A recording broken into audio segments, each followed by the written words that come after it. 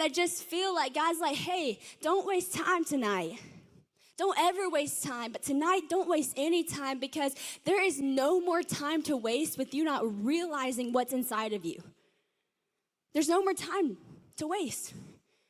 You have these short years in college, on a college campus, to impact so many people. You get to run into people your age every single day. That is like my dream. That's like extrovert sensation. I'm like, I wish I could do that every day. Y'all get to do that, and that's such a blessing, but you might know that so well that you don't realize the influence you can have. I wish we didn't grow up knowing it so that we could just realize it at the age we're at now and be like, whoa, that's the most beautiful story ever.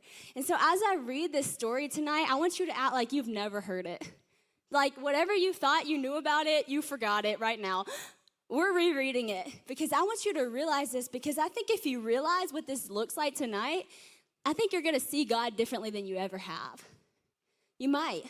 I think you might also see yourself differently than you ever have. And I pray that tonight you come out of here with a deep understanding of how much God loves you and a deep love for who you are yourself. So let's read this tonight. And I had a place to sleep, and I had food to fill my stomach, and I was a part of something, a family, and I was loved. Man, maybe I can just go back. And I just want us to look at this tonight, because I just think there's so much for us to realize, and I want us to look at maybe why we haven't come to the realization yet. And I think one of the reasons is just like this son. He was just trying to fill the gap.